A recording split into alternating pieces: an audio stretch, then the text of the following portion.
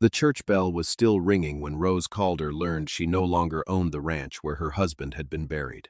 Before the mourners had even left the cemetery, Warren Calder produced a debt note bearing her husband's signature and ordered her belongings removed by sundown. Rose carried only a small iron box when she reached Wade Hollister's ranch that night. She never asked him to believe her. She only asked him not to open the box until the men following her were gone. By the time Rose Calder returned from the cemetery, the front gate of Calder Ranch wore a new iron chain. 2 hired men were carrying her trunks onto the porch, while Warren Calder stood beneath the cottonwoods with a folded note in his hand. Rose did not ask them to stop. She set Lucy beside the wagon, walked to Warren, and read the paper twice. The signature looked like Thomas's. The debt did not. For 7 years, Rose had entered every cattle sale, feed purchase, and bank payment into the ranch ledgers. Thomas had never borrowed against the land without recording it. Yet the note claimed he had pledged the house, the herd, and every acre 3 weeks before his death. Warren gave her until sundown to remove what belonged to her personally. Rose packed Lucy's clothes, 3 small account books, and the old iron document box Thomas had once told her to keep dry. Inside lay several receipts, 3 cattle numbers written in his hand, and a brass key whose lock she had never seen. As Rose drove away, a cattle wagon crossed the eastern road. 1 cow turned its flank toward the light. Beneath a fresh black brand, Rose saw the faint curve of the Calder mark. Then the wagon disappeared behind the ridge.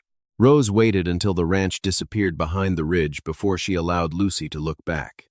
She kept the wagon moving west until the cottonwoods thinned and the road dropped toward a dry creek bed. Hoofbeats carried faintly from the road behind them. She counted calves at branding, copied sale dates, checked feed bills, remembered which cows threw weak calves, and knew how many head should return from a summer pasture. When Thomas began reviewing the ledgers alone during the final weeks of his life, Rose had assumed grief over a bad cattle season had made him private.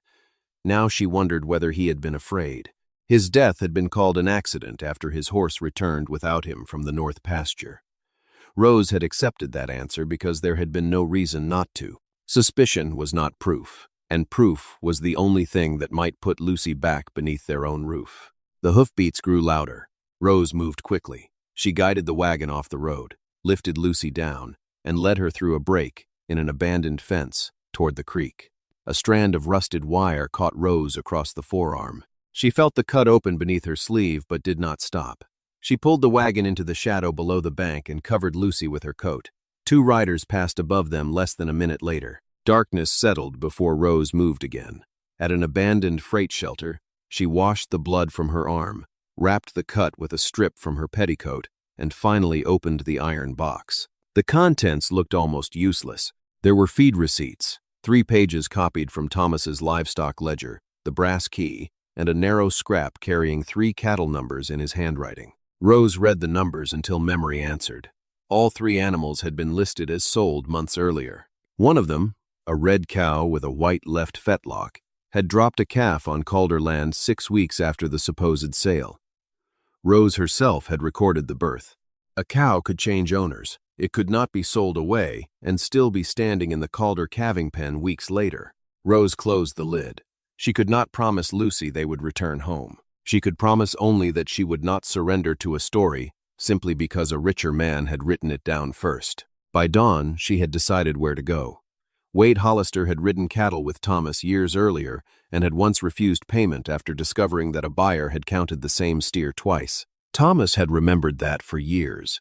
So had Rose. She hitched the tired horse, tucked the iron box beneath the wagon seat, and turned toward Hollister Ranch with no idea whether Wade would believe her. Belief, however, was no longer what she needed first. She needed a man willing to look at the numbers before he looked at the widow. Rose reached Hollister Ranch after midnight, when the moon was hidden behind a low bank of clouds and the yard lay silent except for a horse shifting in the barn. She knocked once. No answer. On the second knock, a lamp moved behind the kitchen window. Wade Hollister opened the door in shirt sleeves, one hand resting against the frame. He was broader than Rose remembered, with weather cut into his face and gray beginning at his temples. His eyes moved from Lucy, half asleep against Rose's shoulder, to the blood dried along Rose's sleeve, then to the iron box beneath her arm. Rose told him only what mattered.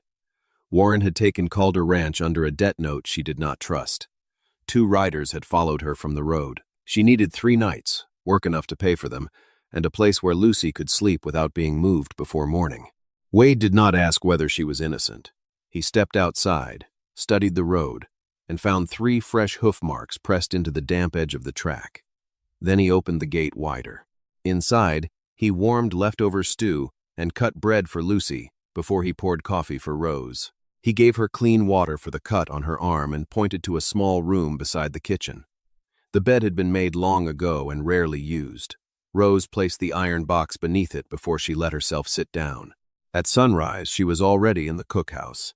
Wade found her comparing the flour bin, bacon stores, and winter beans with a supply sheet nailed beside the pantry. She asked permission before touching his account book. When he handed it over, she found a feed entry copied twice from the same freight receipt. It was not a large mistake. That was what interested Wade. Rose did not make it sound larger than it was. She simply showed him that if the same kind of error appeared across 3 months of grain purchases, he would pay for feed that had never reached the ranch. Wade checked the receipt himself. Then he checked 2 more pages. By breakfast, he had stopped watching Rose like a stranger who might leave at any hour. He moved a second ledger across the table instead. It contained cattle sales from the previous year, each animal marked by number, buyer, date, and price. Rose turned one page, then another.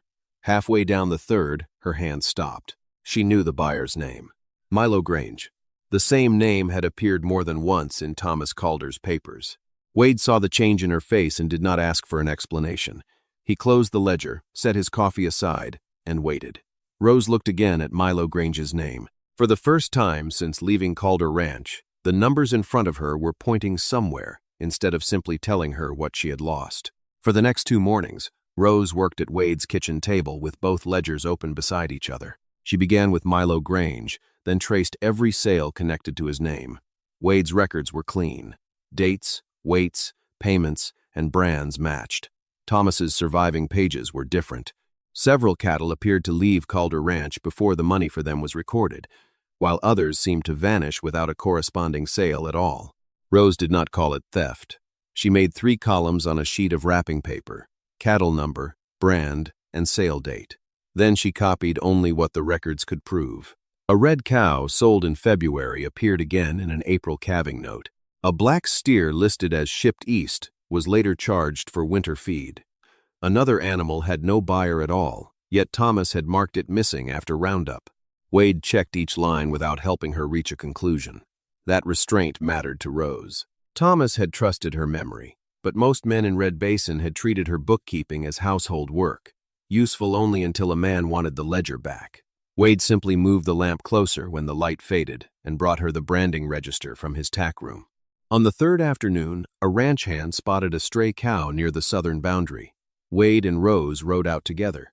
The animal was thin but healthy, with a fresh black mark burned high on its left hip. At first, the brand looked ordinary. Then Rose saw a pale curve beneath it, partly hidden by the newer scar. She cleaned the hair around the mark with water from Wade's canteen. The older burn emerged slowly, the hooked lower curve of the Calder brand. The new mark had not replaced it cleanly. Someone had burned over it, changing the shape just enough to make the cow appear to belong somewhere else. Rose checked the ear notch, then opened the scrap Thomas had hidden in the iron box. The number matched one of the 3 he had written down. Her hand stayed steady, but the meaning changed everything. A mistake in a ledger could be explained. A cow carrying 2 brands could not be dismissed so easily. If you think Rose was right to keep following the evidence instead of accepting Warren's story, share your judgment in the comments. From this point on, every number she checked would carry a risk, because someone had gone to considerable trouble to make those cattle look as though they had never belonged to Calder Ranch. Wade compared the fresh brand with his regional register. It belonged to a small ranch north of Red Basin, a property Thomas had never listed as a buyer. Rose searched every surviving receipt in her box. The ranch name appeared nowhere. Neither did any payment that could explain a legitimate transfer. By sunset, Rose had only 1 animal, 3 suspicious numbers, and a handful of broken records. It was not enough to accuse Warren, Milo Grange, or anyone else, but for the first time, she possessed something that could stand in a corral and breathe. and the brand burned over its hip suggested that whoever had taken her ranch had started stealing long before the funeral. The double-branded cow changed the way Wade handled the investigation. Until then, Rose had been working from fragments Thomas left behind. Now there was an animal in Wade's pasture carrying proof that someone had altered ownership with fire. Still, Rose refused to build a larger accusation on one cow. She asked Wade for access to every cattle record he had kept during the previous 18 months. For 3 days, Rose worked through sale receipts, freight charges, branding lists, and feed accounts. She separated mistakes from patterns. Some numbers that first appeared suspicious turned out to be harmless. A steer Wade thought had been counted twice had simply been returned after failing inspection. 2 missing payments had arrived under a different invoice number. Rose crossed those cases from her list instead of forcing them to fit her theory. Wade noticed that more than anything else. She was not trying to prove herself right. She was trying to find out what was true. Then she found something that saved Hollister Ranch real money. Milo Grange had charged Wade a handling fee on 26 cattle that had never entered Grange's holding pens. The amount was small enough to escape attention, but the same charge appeared on 2 earlier shipments. Rose traced the freight dates and showed that Wade's cattle had gone directly from his ranch to the rail pens. Wade stopped the next payment before it left his account. It was the first measurable result Rose had produced for a ranch that was not her own. After that, Wade began taking her observations into the pasture. Together they checked animals with blurred scars, uneven brands, and damaged ears. Most led nowhere. Old injuries could resemble altered marks. Hair grew differently over burns. A careless branding iron could leave a shape that looked suspicious years later. Rose recorded those failures too. By the end of the week, only 4 cattle remained on the list. 2 carried traces of brands beneath newer burns. A third had an ear notch matching an old Calder calf record. The 4th did not belong to Calder Ranch at all. Its original mark came from a small property west of Red Basin, whose owner had reportedly sold most of his herd after falling into debt. That discovery unsettled Rose more than finding another Calder cow would have. If cattle from another ranch had moved through the same hands, Thomas had not been investigating only what was happening to his own land. Rose returned to the iron box and spread Thomas's surviving receipts across Wade's kitchen table. She remembered an argument 6 months earlier, shortly before the fire that supposedly destroyed the Calder brand book. Thomas had returned from town angry but unusually quiet. The only name Rose remembered hearing clearly was Milo Grange.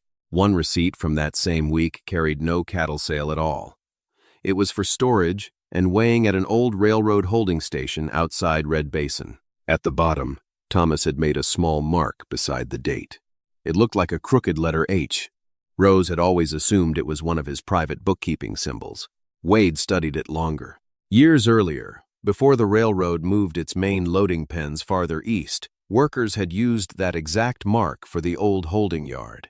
The yard had been abandoned for nearly 4 years. Yet Thomas Calder had paid for something there only days before the brand book disappeared. The investigation did not make Hollister Ranch feel dangerous every hour of the day. Most mornings still began with cold boards beneath Rose's feet, the smell of coffee, and Lucy watching sunlight move across the kitchen floor. Wade began leaving Rose a cup beside the ledger before riding out. He never mentioned it. She never thanked him aloud. By the 3rd morning, he had learned how much coffee she drank and how little sugar she used. Rose answered in equally small ways. When Wade tore the cuff of his coat on barbed wire, she repaired it after Lucy had gone to sleep. She used dark thread and reinforced the seam twice, because she had noticed how often he caught that sleeve while working cattle. Wade found the coat hanging beside the door the next morning. He ran one thumb over the stitching before putting it on. Lucy changed more slowly.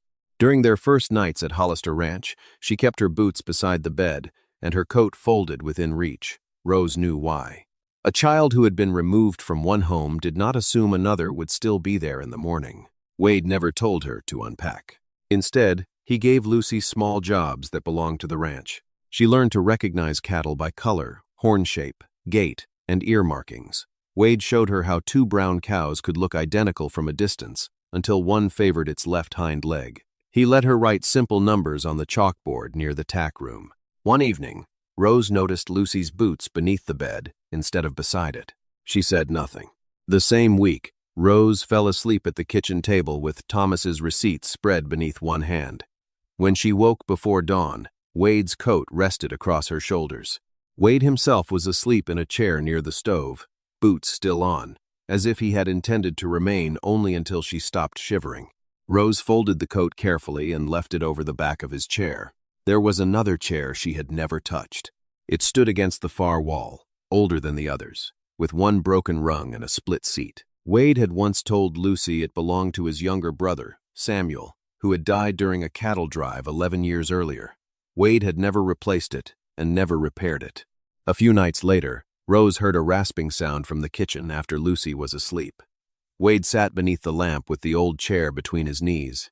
He was fitting a new piece of oak into the broken rung. Rose did not ask who would sit there. Wade did not explain why he had finally decided to mend it. Their grief remained separate, but it no longer needed to remain hidden. Rose began speaking Thomas's name without lowering her voice. She remembered his patience with frightened horses, his terrible biscuits, and the way he trusted her memory when his own bookkeeping became careless. Wade spoke more rarely about Samuel. Still, Rose learned that after losing his brother and then his father, Wade had mistaken solitude for safety. A ranch could not abandon him if he never asked anyone to stay. Neither of them called what was growing between them love. It was still too early for that. For Rose, trust was already frightening enough. The notice arrived late the next afternoon. A rider from Red Basin handed Wade an official envelope bearing the county seal. Inside was a written accusation from Warren Calder claiming Rose had removed ranch records and property belonging to the Calder estate. Warren was no longer waiting for her to disappear. He was coming to Hollister Ranch to take the papers back. Warren Calder arrived at Hollister Ranch just before noon, accompanied by a county deputy and a thin attorney named Edwin Pike. No one carried a rifle in hand. They did not need one. The folded papers inside Pike's leather case were meant to do the forcing for them. Wade met them at the gate while Rose stood several yards behind him with Lucy near the porch. Warren announced that Rose had removed business records belonging to the Calder estate and demanded their return before sunset. Pike produced an order authorizing the deputy to recover estate property, but the language was narrower than Warren expected. Wade read every line before answering.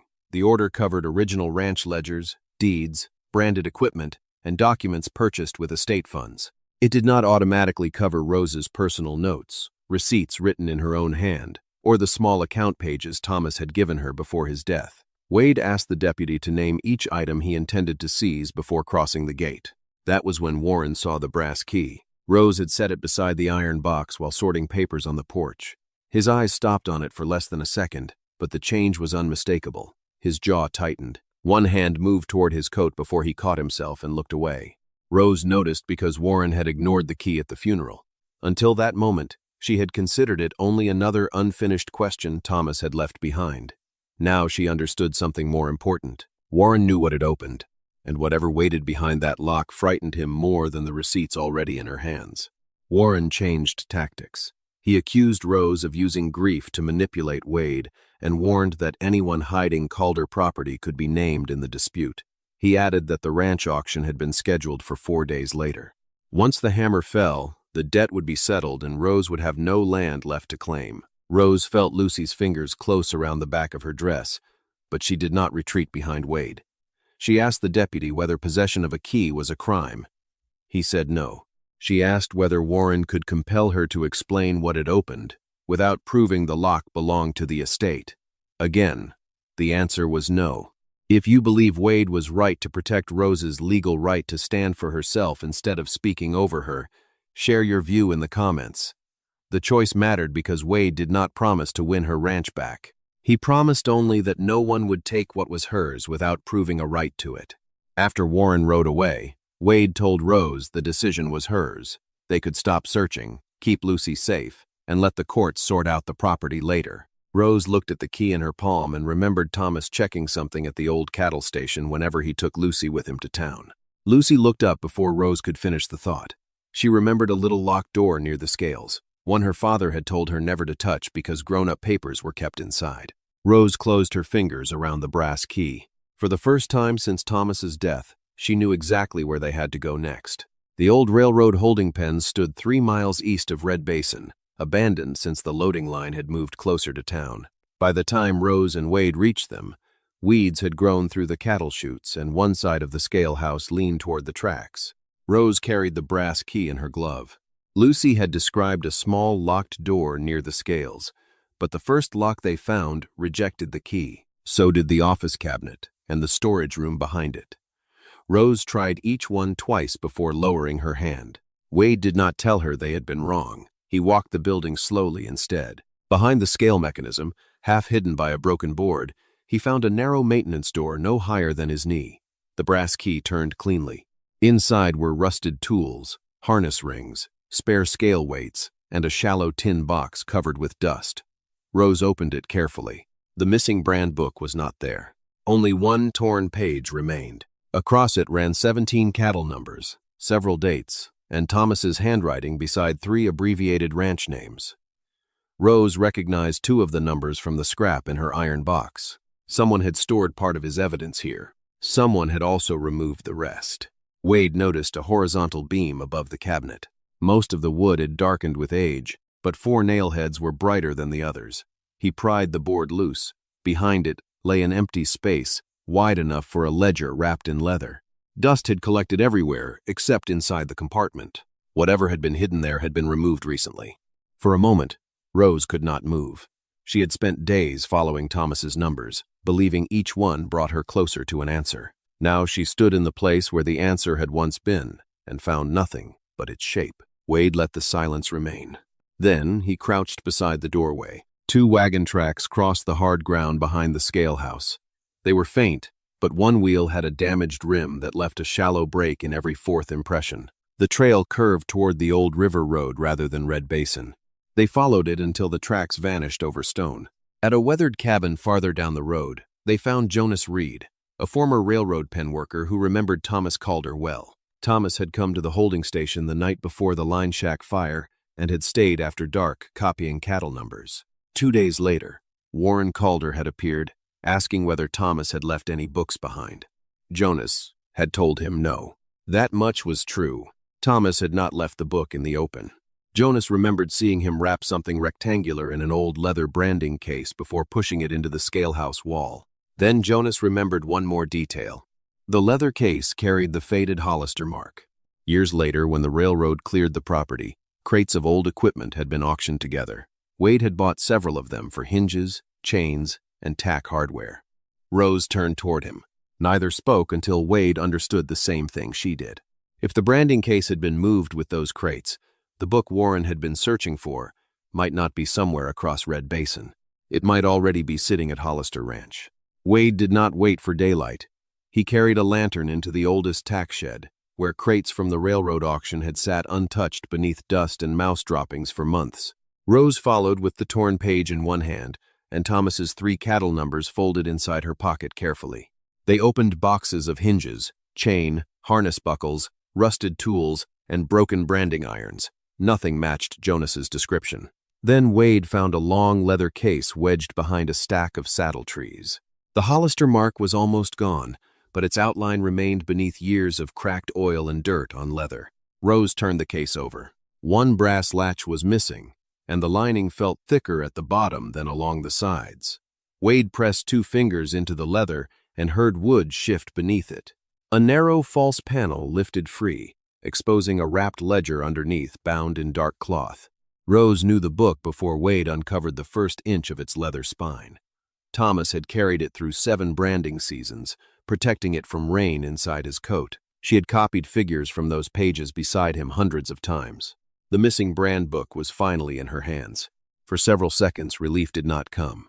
Rose only stared at the worn cover and remembered Thomas at their kitchen table, turning those pages while Lucy slept nearby. Wade waited until Rose opened it herself. The first entries were ordinary: births, deaths, sales, brands, transfers, and pasture counts, carefully dated.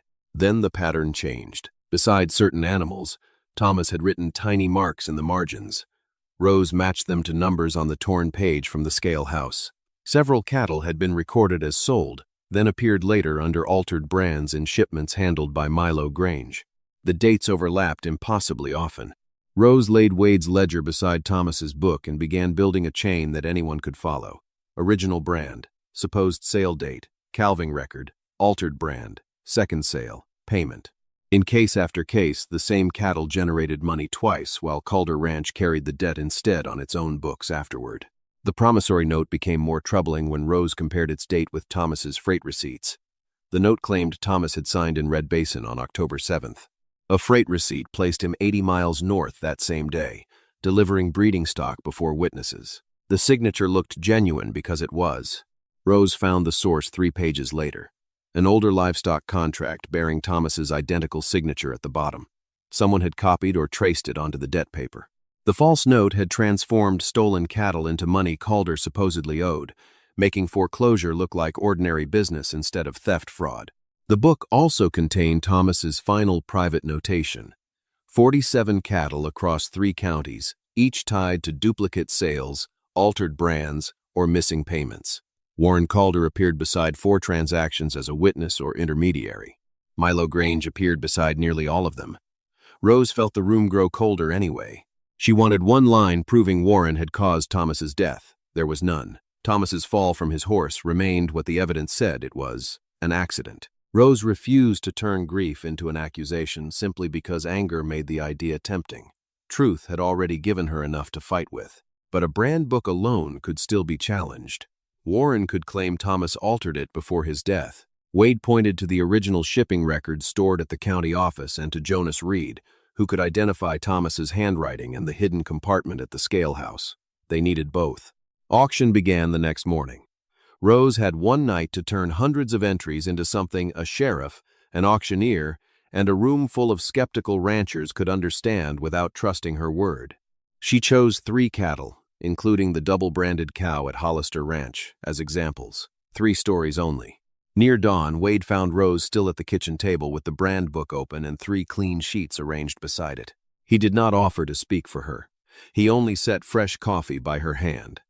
Tomorrow, the numbers would have to speak in public. Rose would translate. By 9 o'clock, the Red Basin auction barn was packed with ranchers, drovers, merchants, and townspeople. Warren Calder stood beside the auctioneer with the confidence of a man expecting paperwork to finish what grief had begun. Rose entered, carrying 3 pages. Wade followed with the brand book wrapped in leather. The sheriff had already received the county shipping records Wade requested before dawn. Jonas Reed waited near the rear wall, hat between his hands. Milo Grange stood beside Warren. When the auctioneer asked whether anyone challenged the sale, Rose stepped forward before Wade could move. Her voice was very quiet. Rose did not begin with Warren. She began with a red cow bearing the Calder mark beneath a newer burn. She gave its original number, the date Thomas supposedly sold it, and the later calving entry proving the animal remained on Calder land afterward. Then she showed the altered brand. Her second example was a black steer listed as shipped east, though winter feed charges placed it at Calder Ranch weeks later. The third belonged to another ranch entirely. Its original mark had been burned over before Milo Grange handled its resale through the railroad pens outside Red Basin town. No one interrupted now.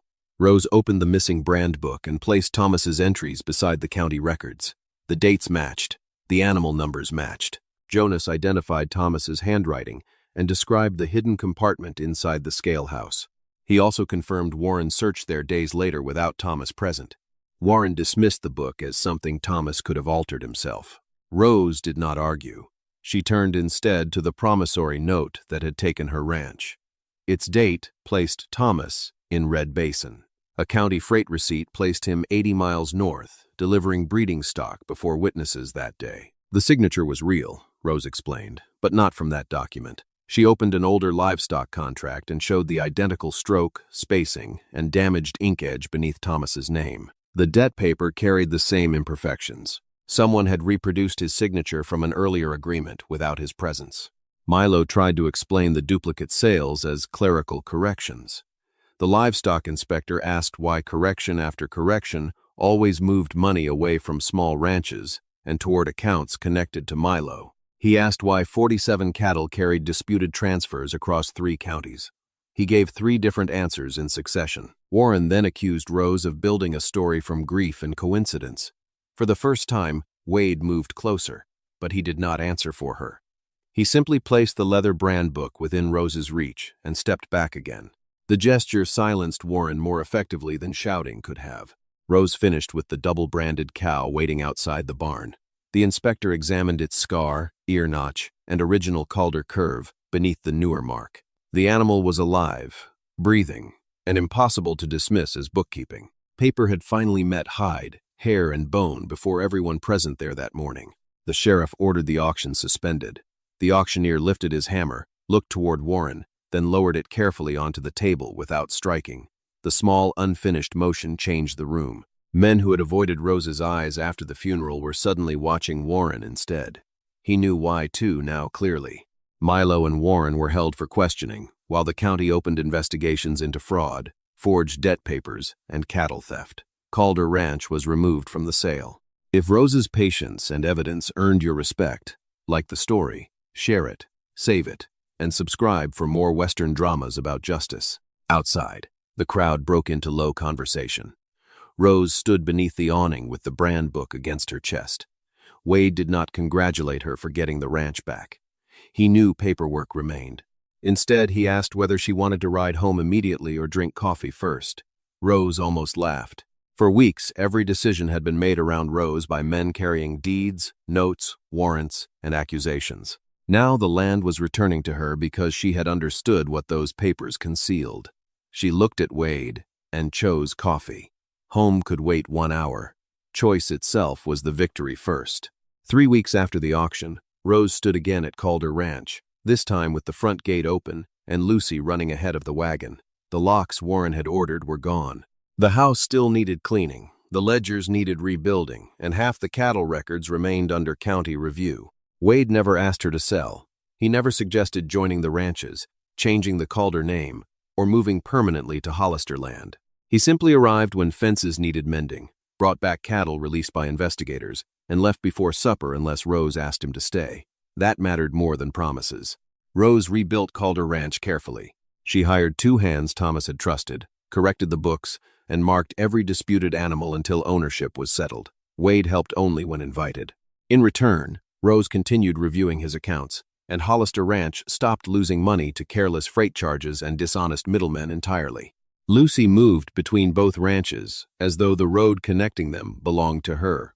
At Hollister, she wrote calf numbers on the tack room board. At Calder, she slept beneath Thomas's quilt. Rose never asked her daughter to choose between remembering the family they lost and loving the one forming. One evening, near spring, Rose entered Wade's kitchen and found the old chair beside the table. The broken rung had been replaced. The split seat was smooth beneath fresh oil. Lucy had already pulled her small stool beside it, leaving Rose standing before the place Wade had quietly repaired, waiting. Wade did not offer her the chair. He did not need to.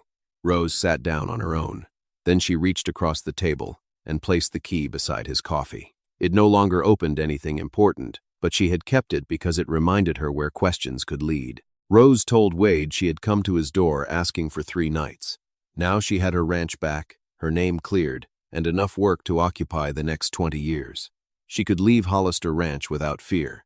That, she said, was exactly why staying finally meant something to her. They married later that year beneath the cottonwoods between the 2 properties. Calder Ranch remained Calder Ranch, preserved for Lucy and the history Thomas had built there. Hollister remained Wade's. Marriage did not erase either past. It simply gave both households another road, another table, and reasons to return home. The iron box eventually held a restored deed, a copy of the missing brand book, and Lucy's drawing of 4 people around a kitchen table. Rose had once believed a home could be taken with paper. She learned instead that home began where no one required her to become smaller.